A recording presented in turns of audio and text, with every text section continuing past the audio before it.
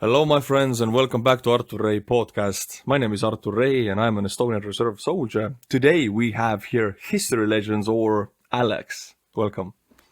Thank you for the invitation. So, Alex, can you tell me a little bit about yourself or what do you do? So I'm the person behind the channel History Legends, and my favorite topic is military history, and this is how I cover the videos. I cover mainly movies, video games, how accurate they are compared to reality, and then I also talk about current events because of some big war that is happening. Yeah, I saw your channel actually. You have Ukrainian war updates like once a week, kinda. Something You like do. that, yeah. Yeah, and they have kind of like over 100,000 views, so you're doing good with that. You're doing even better. Yeah, you have a huge following. You already had a huge following, I know, before the war, but now it just exploded. I'm very happy for you. Thanks, man. But are you the history legends that's on TikTok? Yeah. Yeah? How are you doing in TikTok? I know it's like a huge number or something. I don't remember right now. Yeah, TikTok. Yeah, I started a long time ago on TikTok. It's like 630,000, something like that. But Crazy. on TikTok, it's much easier. Is it? Yeah. People follow like, easy, and the algorithm really gives you free views. I mean, I've tried in TikTok. I've created like these YouTube shorts that I do about military. I put them on TikTok. I got like 2 warnings that I'm gonna be banned, and I stopped immediately in the first week. So I'm afraid. It's like a minefield, you know. I have a lot of experience. I have a lot of videos that got banned and destroyed. So now you know like how to navigate through the minefield. You know, there's some stuff you can't show, and it's also depending on certain words you use. You, yeah, it's a minefield. Like at one point there was a bug on TikTok, and I got banned for 2 months continuously. Like every week they would re-ban me. I'm like, I didn't post. How can you ban me? You mean they banned as in you couldn't upload for 2 months? Yeah, I couldn't. But it was a bug. It was a bug. But they fixed it? Yeah, they fixed it since then. But so But I mean, oh yeah, carry on. yeah, so being a content creator is difficult, especially if you talk about military and history. You're gonna trigger some people. You're gonna touch some topics that are complicated. But doesn't it affect you if you get these warnings or I get this warning, account warning that you're like 1 step away from getting banned. So does that affect your account, right? What was the video about? I got my 2 of my videos got striked and deleted from TikTok, and then now I have a red like exclamation mark on my account saying account warning. The next strike could get your account removed permanently, and I'm like, what the hell? I just started a week ago. But what video gave you the strike? Well, okay, it's fair because people died in that video. Oh, of course. Of course. I'm sorry, well, Artur, I was testing the grounds. I didn't know. I mean, I wouldn't put that on YouTube anymore. I was testing the grounds. Oh, Okay, of course. Of course. But what could it be? I don't know. Oh, yeah, okay. But Yeah, what they're my question- yeah. people dying is like a huge no-no on this platform. Remember, they're kids. They're kids on this platform. Yeah, they're like 14, so I'm so bad. Okay, I won't do that anymore, but ever since then, I'm free to post. They didn't ban me or anything. I'm free to post, but my TikToks don't get any views anymore, so I'm like demoralized about that. So Now you can always make a new account and start fresh. is it that easy, like make a new and you get tons of followers immediately? Oh, I made 3 accounts. All of them get 600,000? No, but that's the thing. The first ones you test the waters. The first account you have on TikTok is always the one that tests the waters to see how it's working. And once you know about the recipe, then you make another channel and you go off. Damn it. Like, I have friends that have millions of people on TikTok, but they all started with small channels. And the good thing about TikTok is that even if for a period of time you might struggle, the next one, like the next video could hit millions of views. Really? Yeah. Just like that? You're no, but like it's not in YouTube. It's usually gradual build up because it's YouTube. But I had videos Yeah, with it's so weird. I millions of really want views. to. Yeah, millions of views, and it goes pretty fast. But it's not the same as for YouTube. YouTube is gradual, it's more stable. TikTok, you can't relate with a creator on TikTok. Because you only see them for a minute, couple seconds. But I think it's, if you want to pass messages and if you want to talk to people, just do TikTok videos and try to see the ones that work the best for you and start from there. So what's your most popular video on TikTok? Recently it was about Ukraine war. Ukraine war is like the huge thing at the moment. Like In TikTok also? yeah, that's What the hell? whenever sometimes I want to cover about other stuff like random historical topics, but people only want to hear about the Ukraine war. For example, Crazy stuff. like I'm reading a book about the Russian Civil War, and there's this entire part about the Baltic states, how, for example, the Latvian riflemen, they were red, yeah. and then they went back to defend their country. Estonia, in the Estonian War of Independence, is a crazy part of history. And I mean, the Russian whites fought with us. I think 2,000 of the Russian white army men fought on the Estonian soil. The Finns. Yeah, the Finns. 2,000 Finns went to help Estonia, and they had already prior combat experience against the Bolsheviks. They went to help Estonia, and Estonia became an independent country. And then during the Winter War, it's Estonians that went to help Finland. So I know you you guys your history about the Baltics. What the hell, man? Yeah, I mean, because when I was on Instagram, I talked about these things. I like to talk about topics that people don't necessarily know about. Because everybody knows about Stalingrad, the big battles, but there are a lot of events that most people have never heard of and that are just so interesting to me. And Yeah, I'm impressed right now, actually. I've never heard a foreigner talking about Estonian history. 'Cause that never happens. I mean, Estonia, even for World War II, the fact that Estonians, I mean, World War II, World War I, in my opinion, correct me if I'm wrong, but Estonians always had this trouble because Russians were the natural enemy, the big bear next to them, but they also didn't want to be German. So sometimes they allied with the Germans for a moment, and then they fought the Germans because they're like, okay, we're going to be momentarily friends, but this is basically the Estonian War of Independence, like the German Baltics, there's the war after the Bolsheviks, there's the Germans. Oh yeah, I mean, there was they fought the Bolsheviks, and then the war with the Germans started, the war of Landeswehr or the Summer War, whatever they call it. Yeah, But exactly. like, they fought Germany and Russia in the same 5-month period. Yeah, and they won both ways. So And I don't know if you have any ancestors that fought in these wars, but it's like almost every able-bodied man was drafted in that time. Estonia is so small, so everybody has somebody who fought in that war. Yeah. But it's so long ago that it's like my grandfather's grandfather, It's Yeah, exactly. It's been 1918. So wow. And even World War II, I think, from what I remember, Estonians were not drafted in the Soviet army. no, they were. But not as many. Like more fought with the Germans.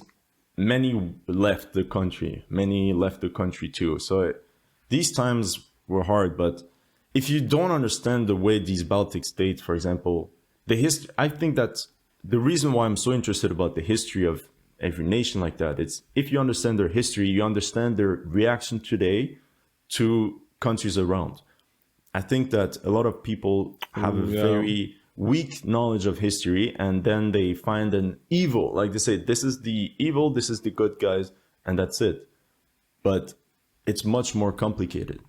Like you said, for the Estonian War of Independence, you had Russian Bolsheviks fighting against Estonians, but you had also white Russians fighting with them. So the relationship between good and evil becomes very nuanced.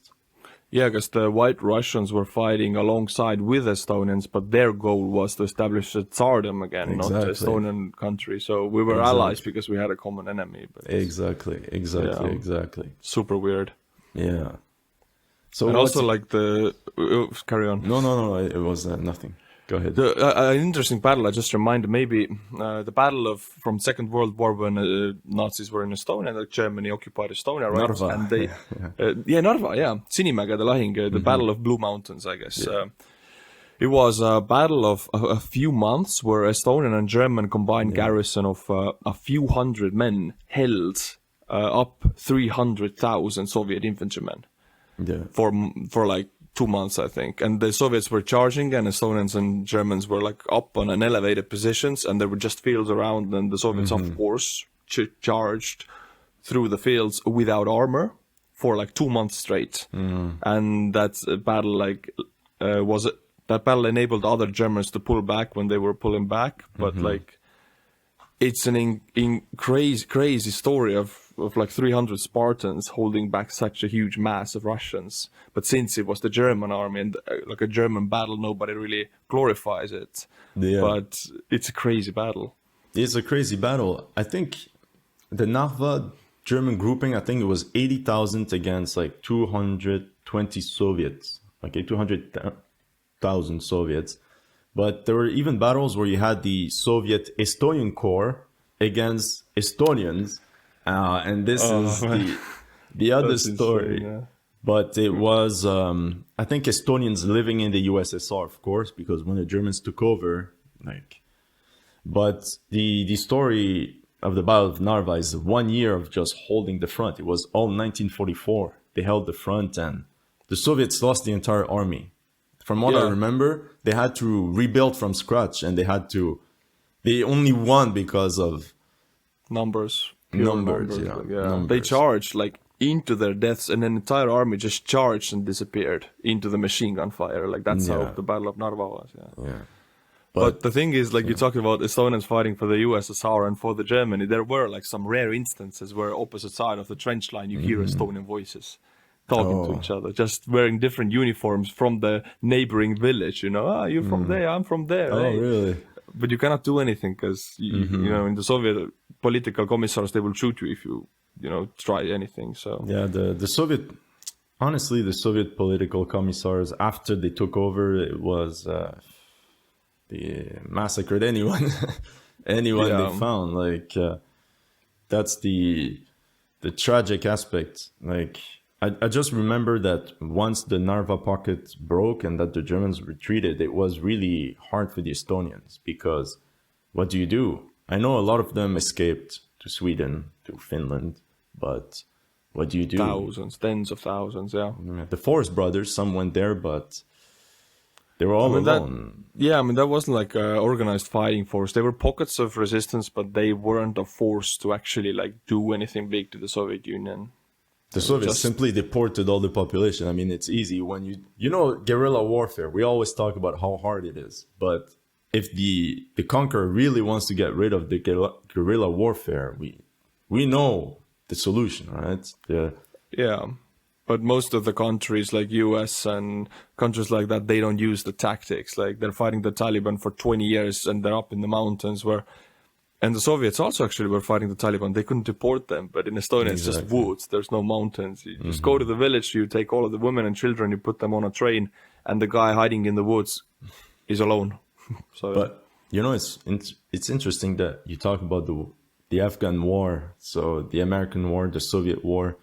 Yeah. At one point, I looked at the number of soldiers involved. So the number that the Soviets had, the numbers that the Americans and the Allies had. And when you look at the casualty rate, for example, for the American war, it's almost 1-to-1 actually. So 1 Allied for 1 Taliban. So you might be like, it's impossible. So yeah, what the hell? So the thing is, Americans, when they talk about it, they only show their own casualties, but then they don't show the casualties of the European allies. And then they never talk about the losses of the Afghan allies. And we know that the people that were holding outposts in the mountains, isolated, were the Afghan army. And sometimes the Taliban would mainly attack the Afghan outposts because they're weaker. And sometimes you would have, I read stories, 20 guys like KIA one night. What the hell? The Afghan army lost 70,000 killed. 70,000? in the 20 years of fighting. And mostly in the last years. In the last years, the numbers were so high that the Afghan army had trouble recruiting. Nobody wanted to go there anymore because it was and it was as many as the Taliban, almost like 1-to-1. Yeah, that's the information they don't want to spread.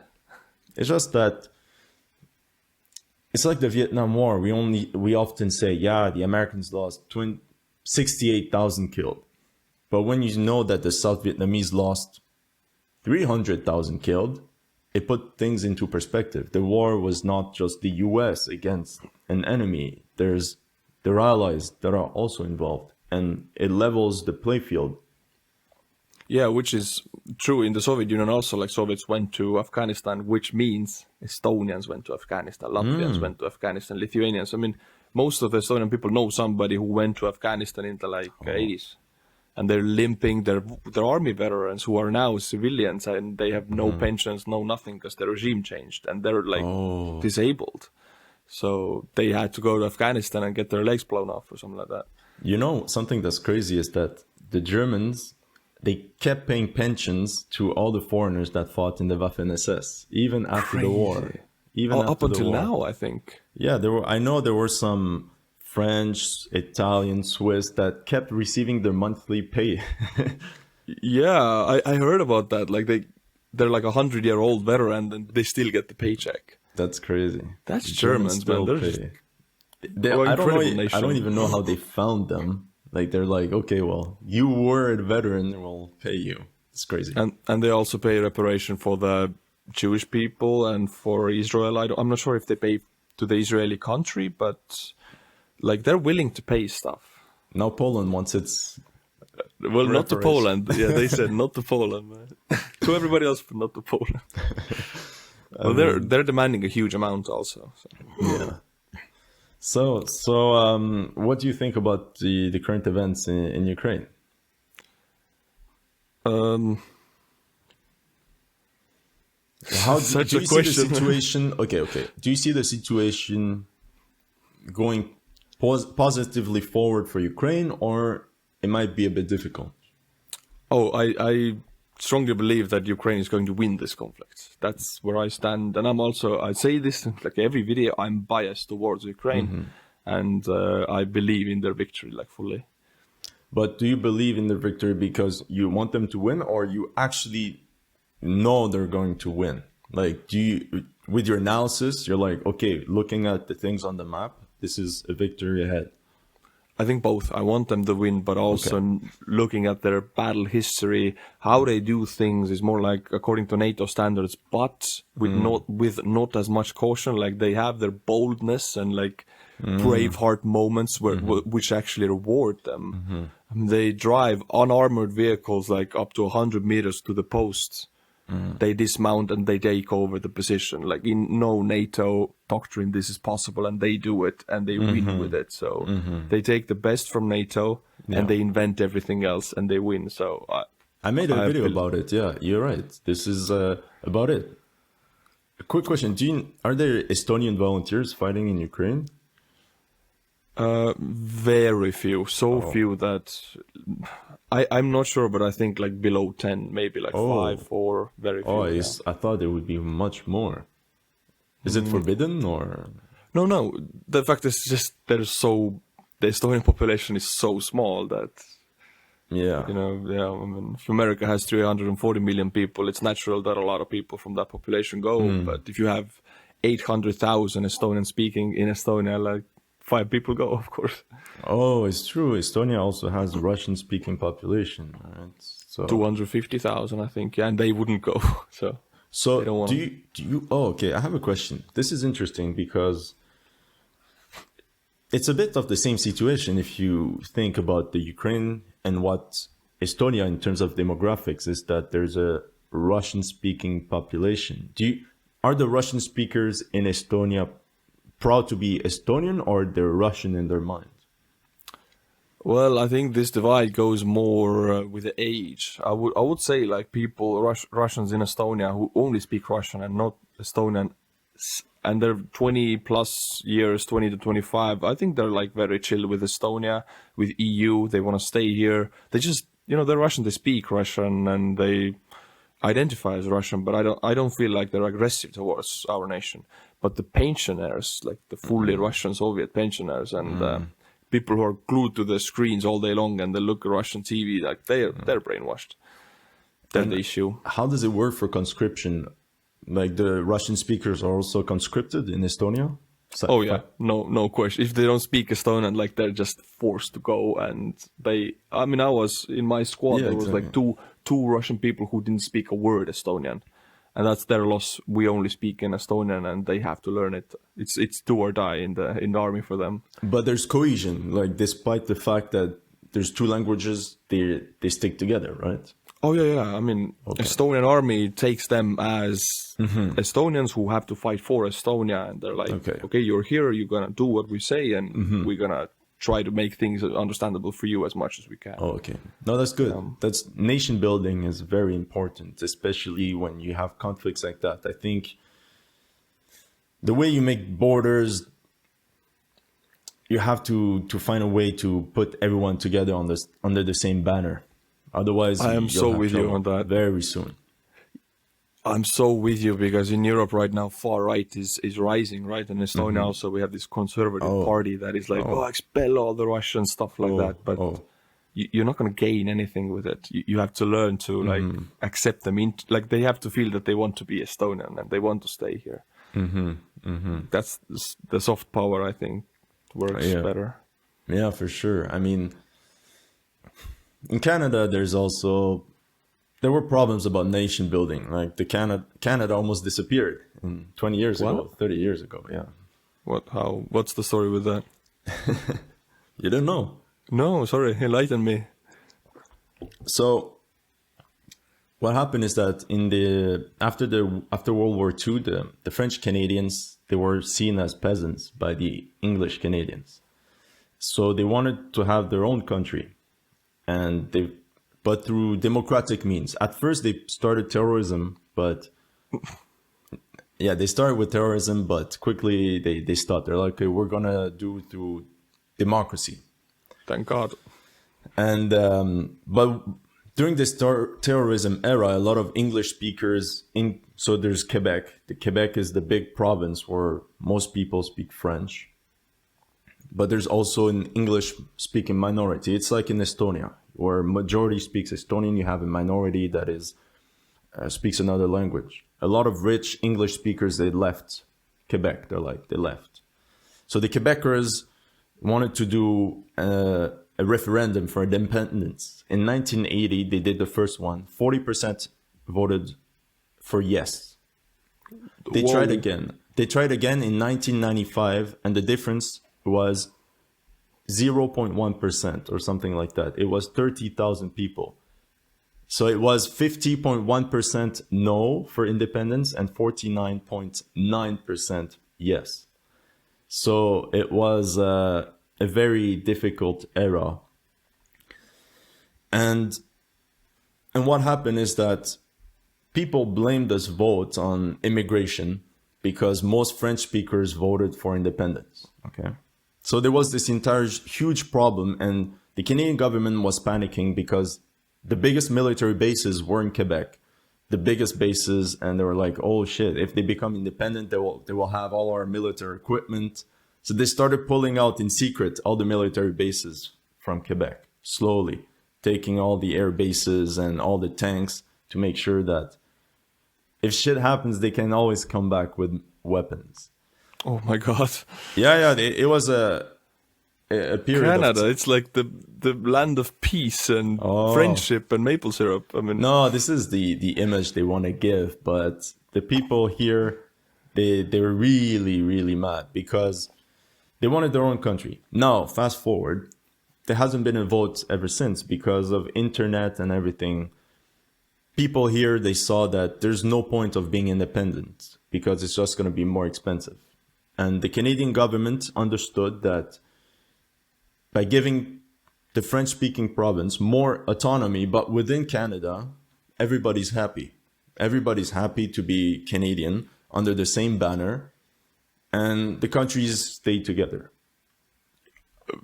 Honestly, only in Canada such a peaceful and wise outcome.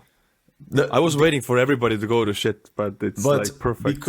because because the Canadian government allowed the minority to have a vote, so they didn't have to go to war. It was just a battle of convincing people. So it was a debate about whether it's more beneficial for people to be Canadian or to be independent. Because had they said no referendum, people would have been like, okay, we're gonna fight. Yeah. Because, yeah, if you go against it like very strongly with an iron stick, you're gonna have the same reaction to you as you just did, right? I mean, And one of the biggest discussions right before the last referendum, where it was like tight, the big question was the ones that were pro-independence. They were saying, you know what? If the people vote for independence, the entire province of Quebec has to become independent. And the other side was saying, no, only the districts that vote for independence will join the new country. So they wanted to partition the country.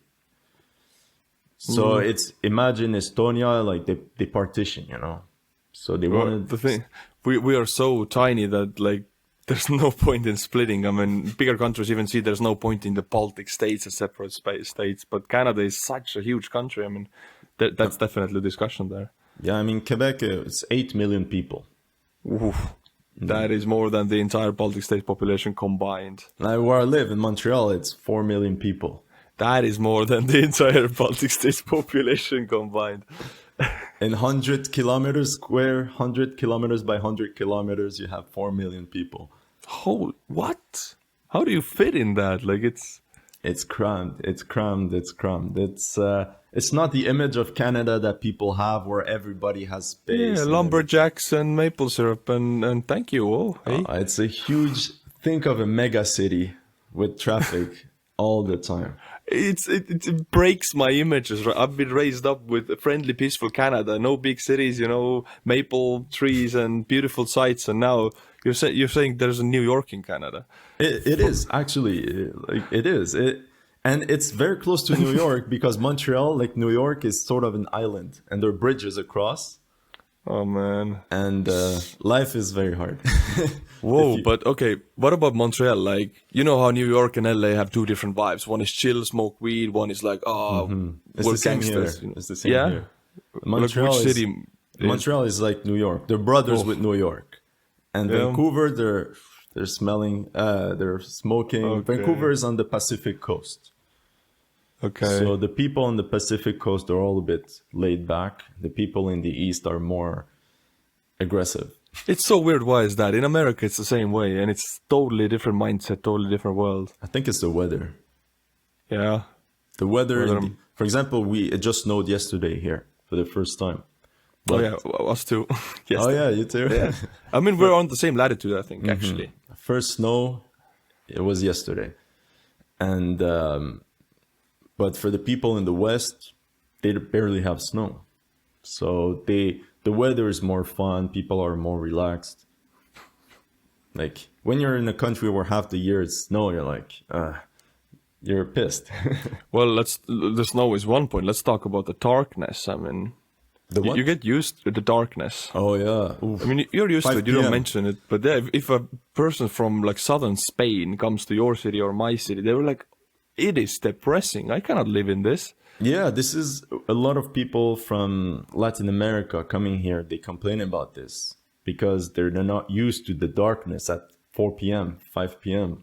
Yeah, it's the same here. 4 p.m. I mean, if you turn the clock, then it goes like super dark.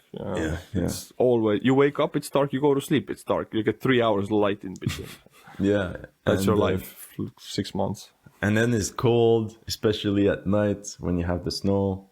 Like I have friends from outside the country. They're like, oh, I dream of spending time in the snow and seeing snow for the first time. I'm like, the first day you're going to like it.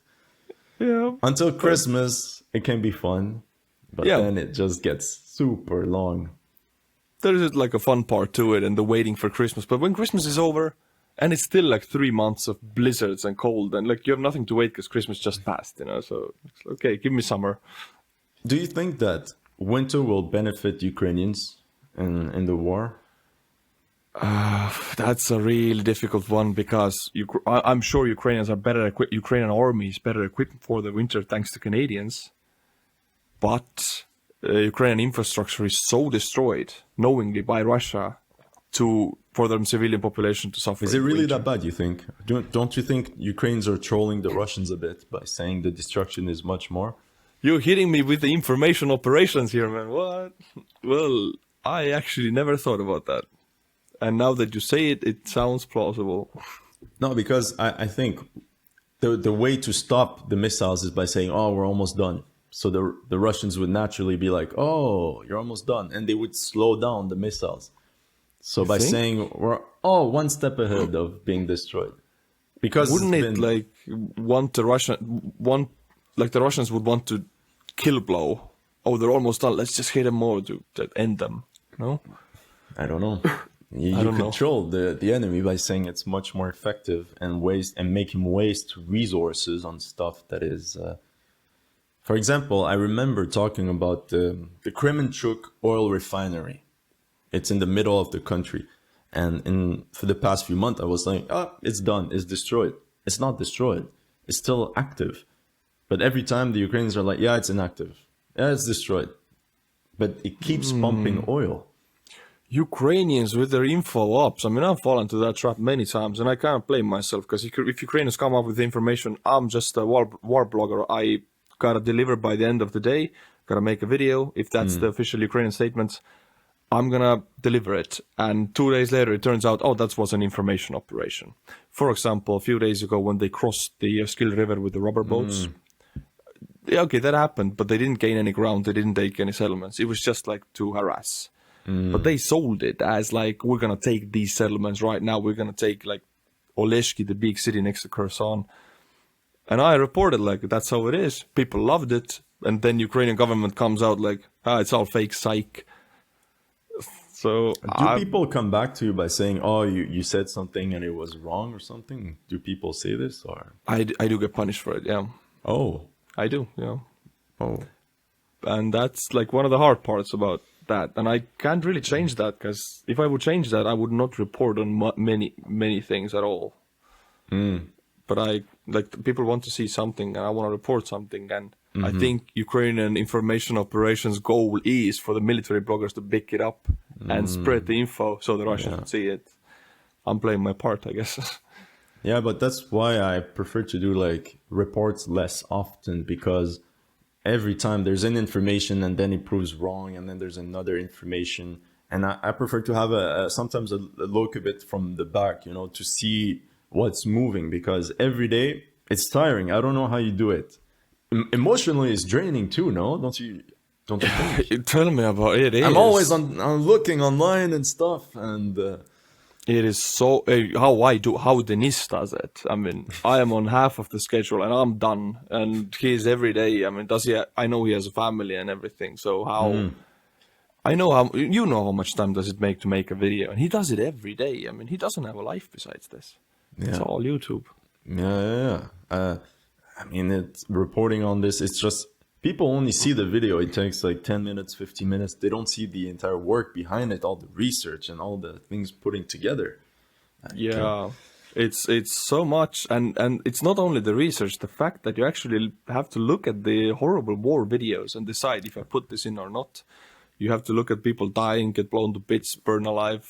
Just Monday morning at 10 a.m. Let's look at people dying. That's my job. And that's another interesting thing about the war in Ukraine is it's like a first person point of view of war.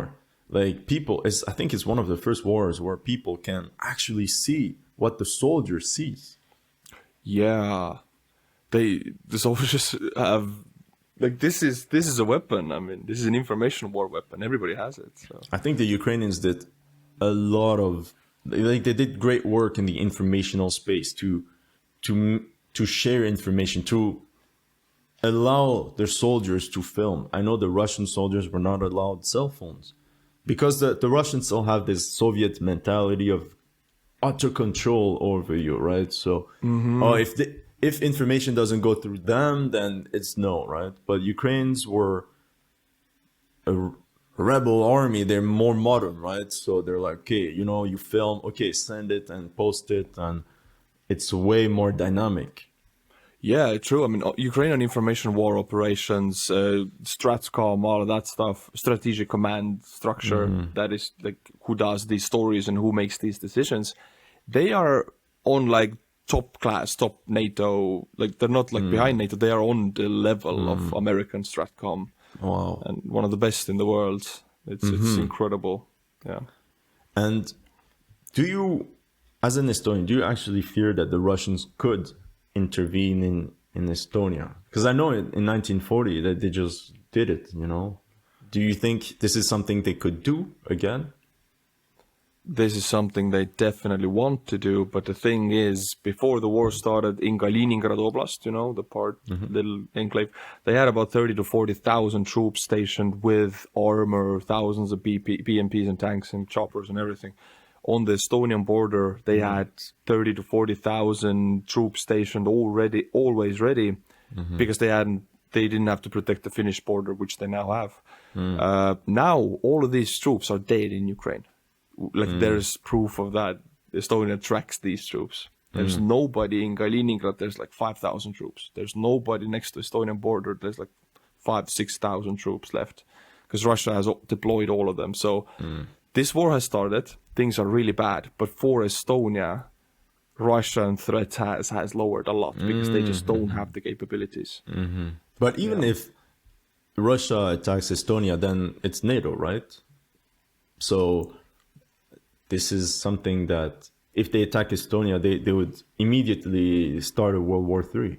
Oh, they're done for. It wouldn't even be World War III. Why? Because NATO's capabilities are one day and every Russian military infrastructure is bombed to the ground. That's NATO's.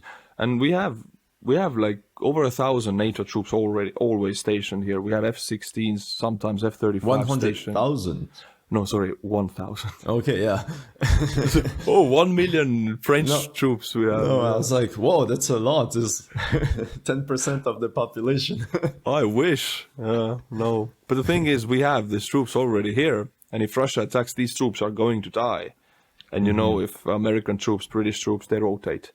Imagine Canadian troops in Estonia, right? They're not, but 400 Canadians died yesterday of Russian missile attacks. What would Canada do? Yeah, of course.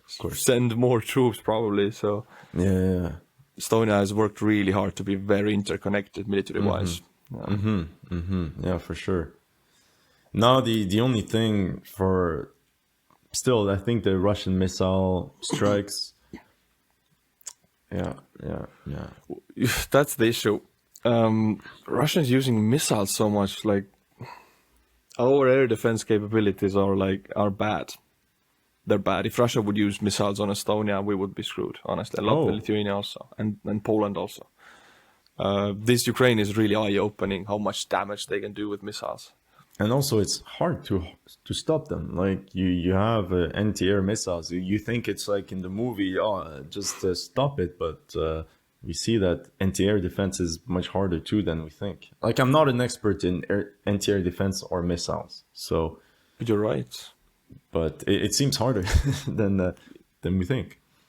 Yeah, well, I'm not an expert. I'm an infantryman, 8 months conscription only. But as much as I know, you can saturate an anti-air system, saturate the defense around settlements, but not over a vast area. So that's why they use the new drones. Maybe they use the drones because it's a lot of targets, and perhaps the defense systems don't know which one is which. I think. Yeah, I think you're right. Yeah, they have been successful with it. What I fear the most for Ukraine, I'll tell you, what I fear the most. And I've been talking about it since a couple months, but people laugh at me for saying, no, this is real fear, let's say. You know, what happened in Kherson, where the Russians had to pull back because of logistics and the bridges being unusable. I counted about 30 bridges on the Dnieper. What if the Russians bombed them all? They don't have the capabilities for it. But they haven't really tried to bomb them. Like, this is the question I have. Imagine they do it. Imagine they use missiles or something. I don't know what. and bomb the bridges. Honestly, they don't have the capabilities to take out the bridges. It took, for the Antonovsky bridge to be destroyed, it took like 35 to 40 HIMARS missiles. HIMARS, but if you use ballistic missiles, they're much bigger. You mean Kaliber and Iskander and those kind of missiles? Mm-hmm. Well, I think it would still take like 10 of them to take down a bridge. So 300. They don't have that much. I mean, they have, but that's, yeah. But that's the nightmare scenario I fear. I mean, what would the Ukrainian army do? Even if half the bridges are destroyed or something like that, what do you do? Like, we forget that bridges, something, the medieval technology. It's still I mean, I've never thought about this. You're right, actually. If all of the bridges go, Ukraine is cut in half. And the logistics come from Poland. The repair shops are in Poland. They bring the thing. How do you cross? I mean, Germany has given Ukraine like tens, even maybe 50, like these, these element bridges that go. Yeah, France. They have a lot of those, but yeah, you're right. I mean, even with those, the logistics would be very slow. Like the Russians also had pontoon crossings, but apparently it wasn't enough. So the logistics part, when I see the scenario, I'm like, what I fear is that the Ukrainian the air defense system is getting worn out, right? Because of all the strikes, they're getting less. So they want NATO has to send more now, right, to Ukraine. NATO has to send more because at one point, how many are left to defend these bridges? As much as I know, like November 15th, a few days ago, there was one of the biggest missile attacks against Ukraine. It was 93 missiles Russia shot out. So each of those missiles is like 5+ million USD. And they targeted different areas. Ukraine shot down 80 and more of them. So like 80 missiles were shot down, kind of. But can 80%. We believe these numbers? Don't you think that there's also some sort of exaggeration? Because when we see the attack on Lviv, there was a Russian missile and 2 anti-air defense missiles went gone. So if it happened in Lviv, it probably can happen anywhere else. I think these numbers it's hard to guess. How come the Ukrainians say 40% of their electrical grid is getting destroyed when they shoot down 90% of the missiles? There's an incoherence in the and it makes my analysis even more hard. I'm like, okay, that's why I'm saying maybe they're trolling that their infrastructure is not that destroyed. If they destroyed that many missiles, there's no infrastructure problems. You do have a very good point here. Like there's 2 different statements in the same sentence. Yeah. It's like, oh, I want to lose weight. I'm going to eat more donuts. What? You have a very good point. A part of this could be information operation or just trolling, or we don't know that. I don't know. That's what makes our job, our analysis sometimes a bit complicated, because there's information and then you have another one, and you have to look at the information of each side. It's when the Russians, they say, yeah, we eliminated that many people. Like, how do you know that you eliminated that many Russians people? Usually come out almost like every week with numbers that they kill in Ukrainian side. They have destroyed like 30 to 40 HIMARS complexes. They have destroyed about 5,000 Ukrainian tanks. They have destroyed 100,000 Ukrainian personnel. These are the Russian numbers. So you don't need to be a genius to know that this is just bullshit. And the other thing and sometimes I think there's another thing about, for example, equipment. Sometimes the Russians say, yeah, we destroyed that many equipment. But an equipment can be repaired. There was this story where a Ukrainian tank was hit 11 times at different times. And only the 11th time was it scrapped, like destroyed for good. But the Russians counted 11 times. Russian numbers are pure, in my eyes, where I stand unbiased towards Ukraine. But what I believe, what I do my analysis is Russian numbers pure propaganda. No truth in them. Ukraine never had 5,000 tanks. They started the war with like 500 tanks, and now they have about 1,000 because they got 500 more from museum. But Russia has destroyed 5,000 of them, like in their dreams. So yeah, it's just lies. Like the state, it's a lying state of mind that Russia has. So that's what it is for me. Where do you think the casualty ratios stand at the moment for the two countries? Well, the attacking side usually has 3 or 4 to 1 casualties with the defending side. So actually, with the Russian casualties, I would believe they're higher than Ukraine says, because Russia, well, before the war, people died in Russia just like that, and even they weren't counted. So if you put 300,000 men under a vodka bottle, give them Kalashnikovs, if you know something about Russians, there are gonna be so many deaths, and you know them more than I do. So oh man, nobody will count these deaths. Nobody. Right. They will just put them in a ditch and go on. There's so many people. Nobody notices. Nobody, like even the parents don't care because they got their check from for their dead son. You know, it's. I think I would say Russian KIA. I would call like 100,000. No problem for me to believe that. So 100,000 Russian KIA. That means 500,000 casualties. You mean wounded 400,000? No, I mean 3 to 1. I mean 3 to 1. The defender side loses 1 KIA and Russia loses 3 KIA. So Ukrainians would have like 30 to 40,000 dead. But for every killed, you have about 3 to 4 wounded. That would mean 500,000 Russian casualties. That is according to NATO standards. Who takes care of the wounded soldiers? Russia doesn't repair their soldiers. They don't really patch up their soldiers. If you're wounded in the leg, usually you're left on the field. So it's a casualty, and there's not that many wounded because they just die. Oh, yeah. I mean, NATO, for NATO standards, 4 wounded for 1 dead person, but it's NATO who like really saves lives in the battlefield. They have like this emergency setup doctrine. Russia doesn't have that. It's like Ivan is injured, leave him. We have another Ivan. You know, in Afghanistan, I think it was 1 KA NATO for 10 wounded.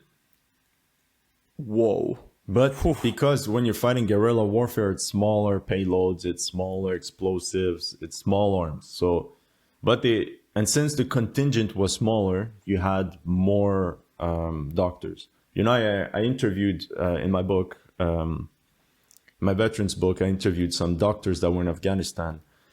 But they said that the hardest part, let's say, was that when you have to pick who you can save and who you cannot save. And Afghan soldiers, let's say they were often at the end. But, you know, an American goes first. But even in Ukraine, I mean, Ukraine is the real deal. So if you're a Ukrainian doctor, you have the wounded coming in, you know, at the end of the day, you have the choice of deciding who goes through and everything. I think medical supplies should go a lot to Ukraine because a wounded soldier can always come back to fight. And I think this is also what we forget. You know, I talk to guys that are in the foreign contingent. They've been wounded 3-4 times in the war already. And they're alive because the army has a doctrine where they try to save lives. The Russian army has a doctrine where they replace their losses with another man. If you're wounded, I mean, you're lucky if you survive, but if you don't, we just replace you. In Ukraine, it's like, we patch you up and you can go back to fight. Mm-hmm. It's a very different world, a very different like state of mind. Yeah. No, that's the thing. And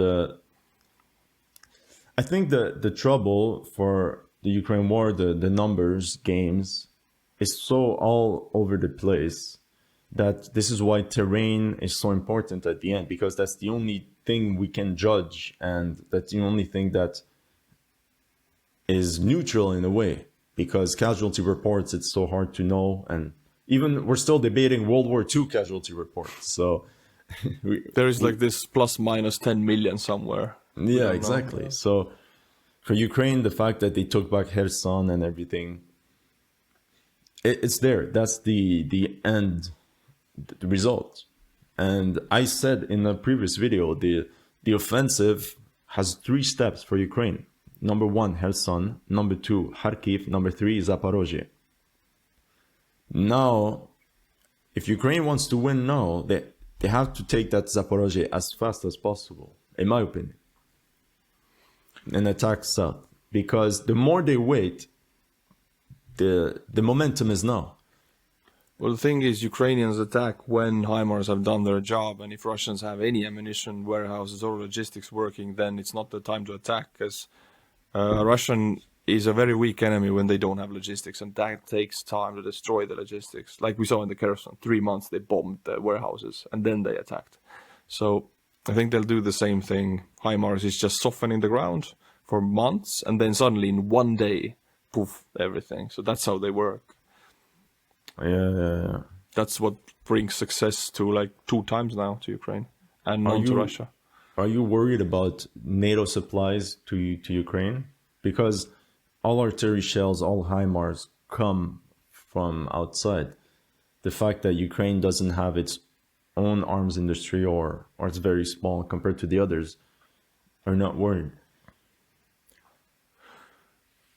Honestly, I think there's enough globalists in the USA government who are ready to pay 50 billion for the next year. So if the rest of the countries fail, which I don't believe they do. I mean, we have 2 government changes. We have British government change, we have Italy's government change. Both new governments are like hardcore Ukrainian supporters. So I believe the support is there, and it will be even more support after the missiles landed in Poland. So. Yeah, what do you think about this situation there? That's the breaking news of the moment. I haven't had time to watch your latest video about it, but YouTube has a thing with it. Like they don't like that subject. Denise's video get very little views on those, and mine also. They don't like the missiles Poland thing at all. So no way. What happened? Yeah, it didn't get demonetized, but I watched Denise channel also. He talks about the same subject in the video. The views are like 50% only, and mine also. So. It's a dangerous subject for YouTube for some reason. But I think, like all the countries say, it was a Ukrainian S-300 missile right now. It was a Ukrainian air defense missile which landed in Poland, which I don't have a problem believing, honestly, because I don't see for the life of me Russia is right now weaker than it has ever been for them to provocate Poland, which is like the most powerful army in Europe right now. It's a farm. Like, if it was a provocation, it's a pretty soft provocation, you know. Like, yeah, I mean, might have been an accident. Yeah. So, you think it's a Ukrainian anti-air missile?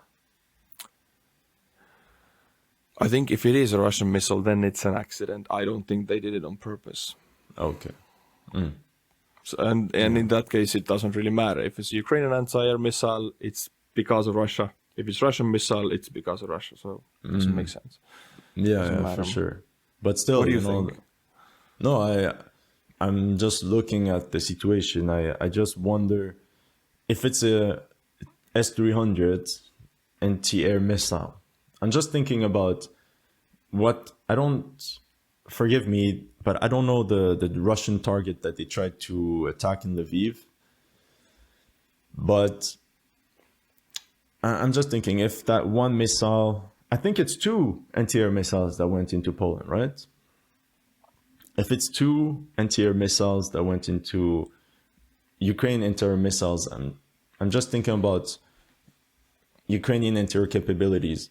But what was curious is how the world was relieved that it was not a Russian missile.